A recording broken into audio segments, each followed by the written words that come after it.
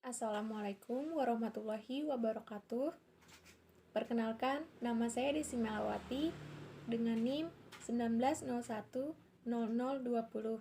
Status saya sebagai mahasiswa semester 5 di Sekolah Tinggi Ilmu Ekonomi Manajemen Bisnis Indonesia. Pada kesempatan yang baik ini, saya akan memberikan informasi tentang manajemen pemasaran internasional dan produk global yang ada di pasar negara berkembang. Kita mulai membahas tentang manajemen pemasaran internasional dulu ya. Pertama, kita akan bahas tentang definisi manajemen pemasaran internasional.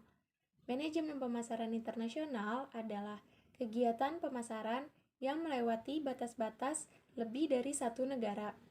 Pemasaran internasional merupakan penerapan konsep, prinsip, aktivitas, dan proses manajemen pemasaran dalam rangka penyaluran ide, barang atau jasa perusahaan kepada konsumen di berbagai negara. Selain definisi manajemen pemasaran internasional secara umum, ada juga loh definisi manajemen pemasaran internasional menurut para ahli. Yang pertama, menurut Kotler and Keller, manajemen pemasaran internasional diartikan sebagai seni dan ilmu untuk memilih pasar sasaran, mempertahankan, serta menumbuhkan pelanggan dengan menciptakan, menghantarkan, dan mengkomunikasikan nilai pelanggan yang unggul. Yang kedua, menurut swasta, manajemen pemasaran internasional adalah penganalisaan, perencanaan, serta pengawasan program-program yang bertujuan untuk menimbulkan pertukaran dengan pasar yang dituju untuk mencapai tujuan perusahaan.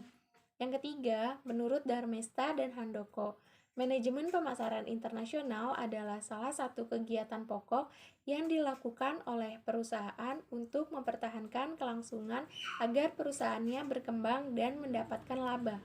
Selanjutnya, saya akan membahas tentang ruang lingkup manajemen pemasaran internasional dan tujuan manajemen pemasaran internasional. Ruang lingkup manajemen pemasaran internasional terbagi menjadi 4, yaitu yang pertama, pemasaran ekspor. Pemasaran ekspor yaitu kerangka pikir untuk mengembangkan bisnis dalam menentukan kombinasi pasar dan produk paling potensial untuk mencapai tujuan. Yang kedua, pemasaran internasional. Pemasaran internasional adalah kemampuan menjalankan bisnis yang dipersiapkan untuk membuat rencana, melakukan penetapan harga, melakukan promosi, dan mengatur supaya alur produk, barang, dan jasa sampai ke konsumen di beberapa negara sekaligus. Yang ketiga, pemasaran multinasional. Pemasaran multinasional adalah pemasaran yang difokuskan pada pemanfaatan pengalaman dan produk perusahaan serta menyadari perbedaan dan keunikan di lingkungan negara tempatnya berbisnis. Dan yang terakhir atau yang keempat, pemasaran global.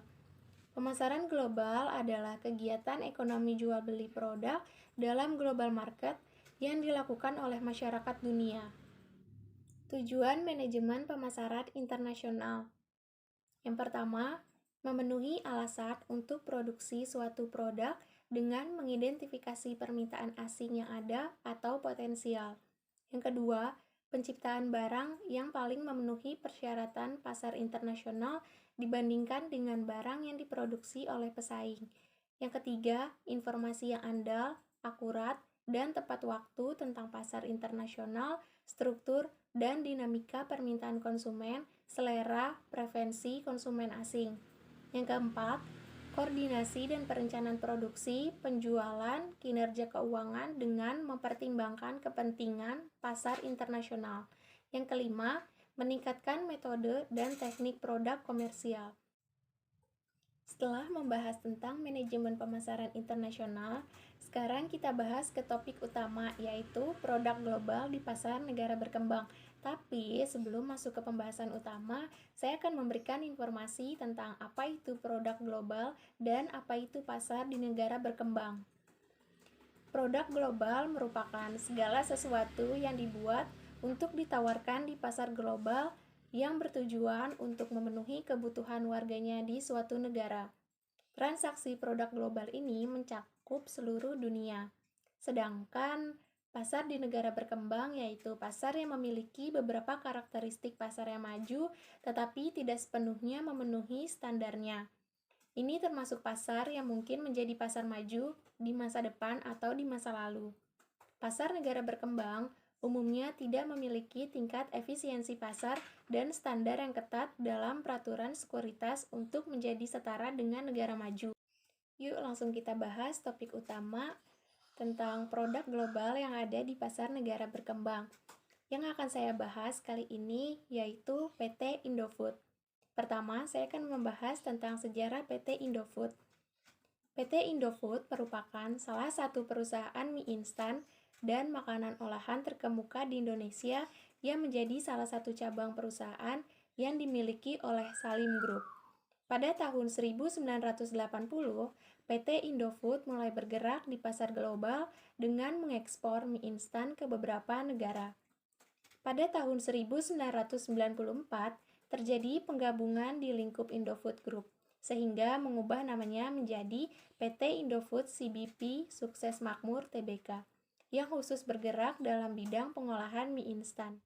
Kalian tahu nggak sih sejarah Indomie itu kayak apa? Yuk kita bahas sejarah Indomie. Ketika mie instan pertama kali diperkenalkan kepada masyarakat Indonesia di tahun 1969, banyak yang meragukan mie instan dijadikan sebagai salah satu bahan pokok. Tapi, karena mie instan sendiri harganya murah, mudah disajikan, dan awet, Indomie berkembang pesat seiring diterimanya mie instan di Indonesia. Terciptanya Indomie dilatar belakangi kelangkaan beras yang melanda Indonesia saat itu. Indomie diproduksi untuk pertama kalinya pada tahun 1972 silam. Indomie berasal dari kata Indonesia dan mie, sedangkan produk Indomie yang pertama kali diperkenalkan adalah Indomie kuah rasa kaldu ayam, yang sesuai dengan selera lidah masyarakat Indonesia. Selanjutnya kita bahas tentang strategi pemasaran PT Indofood CBP Sukses Makmur Tbk di pasar global. Dalam menghadapi pasar global yang semakin kompleks, PT Indofood CBP Sukses Makmur Tbk mengembangkan strateginya dengan cara sebagai berikut. Yang pertama, strategi produksi. Strategi produksi ini terbagi menjadi 3, yaitu melakukan inovasi secara terus-menerus. Produk yang diproduksi oleh PT Indofood ini salah satunya mie yang memiliki kualitas tinggi dan varian yang sangat banyak.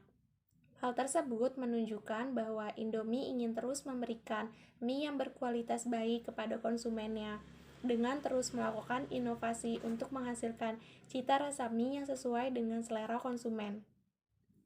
Selanjutnya, membangun pabrik di luar negeri. Dalam melakukan ekspansi selain mengekspor Indomie, mereka juga membangun pabrik produksi Indomie di beberapa negara, baik di negara tetangga maupun di benua Afrika.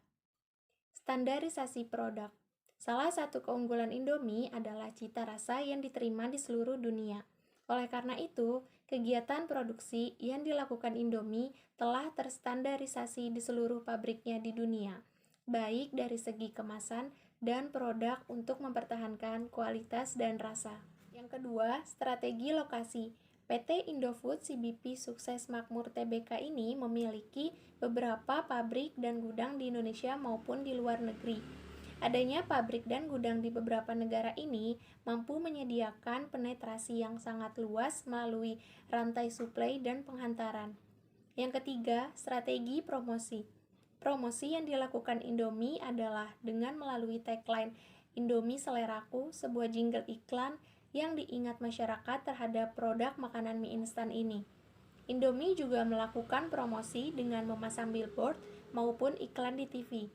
Selain melalui media elektronik, Indofood juga melakukan promosi dengan cara menjadikan Indomie sebagai sponsor event. 4. Strategi harga. Indomie dapat dibeli secara satuan atau juga bisa dibeli dengan paket 5 dan paket 1 dus yang berisi 40 bungkus Indomie dengan harga satuan 2.500 per bungkus. Untuk di luar negeri harga Indomie sangat berbeda-beda. Selanjutnya, saya akan membahas tentang perkembangan PT Indofood CBP Sukses Makmur Tbk di pasar global. Dengan perkembangan pesat Indomie di pasar lokal, Indofood berusaha untuk mengembangkan pasarnya ke mancanegara, sehingga pada tahun 1992 pertama kalinya Indomie mengekspor produknya. Pada saat itu, sasaran utamanya adalah negara dengan tenaga kerja Indonesia yang paling banyak seperti Hong Kong, Taiwan, Arab Saudi, dan negara lainnya. Indofood juga menargetkan negara yang menjadi tujuan pelajar Indonesia melanjutkan pendidikannya di luar negeri, seperti Amerika Serikat dan Australia. Sampai saat ini, Indomie sudah dipasarkan dan berkembang di lebih dari 80 negara. Selanjutnya, saya akan membahas tentang analisis SWOT PT Indofood CBP Sukses Makmur Tbk.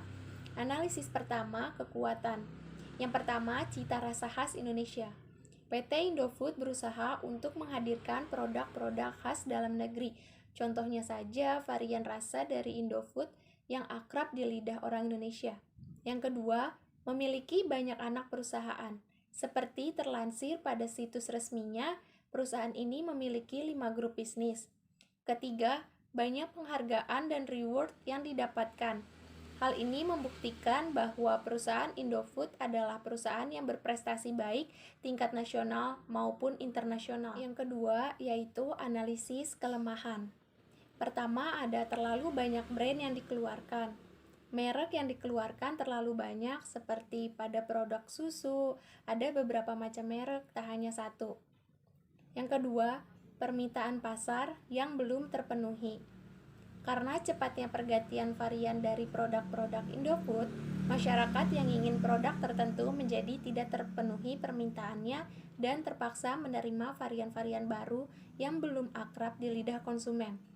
Yang ketiga, besarnya biaya pemasaran yang digunakan. Biaya pemasaran yang dimaksud adalah biaya yang dikeluarkan untuk memasarkan produk-produk Indofood. Yang ketiga, analisis peluang. Pertama, pertumbuhan pasar yang terus meningkat, baik di kalangan bawah, menengah, maupun atas.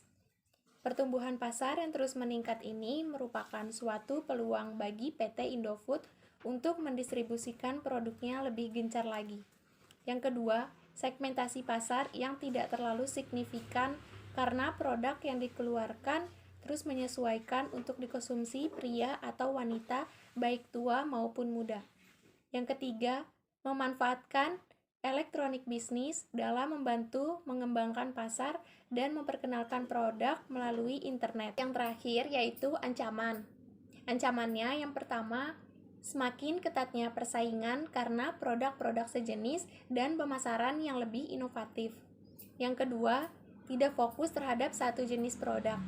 Ketidakfokusan ini menyebabkan PT Indofood hanya terkenal satu produknya saja, meski memiliki puluhan produk. Produk yang paling terkenal yaitu Indomie. Dari materi yang sudah saya sampaikan, kesimpulannya yaitu PT Indofood CBP Sukses Makmur Tbk merupakan salah satu perusahaan mie instan dan makanan olahan terkemuka di Indonesia yang menjadi salah satu cabang perusahaan yang dimiliki oleh Salim Group. Produk mie instan dari PT Indofood ini mulai masuk pasar global pada tahun 1980 dan sekarang berhasil menjadi produsen mie instan paling terkemuka dan paling besar di dunia dengan mempunyai banyak pabrik produksi baik di Indonesia ataupun di luar negeri. Kesuksesan PT Indofood ini dengan menggunakan strategi marketing mix. Selain itu, yang membuat PT Indofood ini menjadi sukses yaitu adanya hubungan langsung yang erat dengan masyarakat.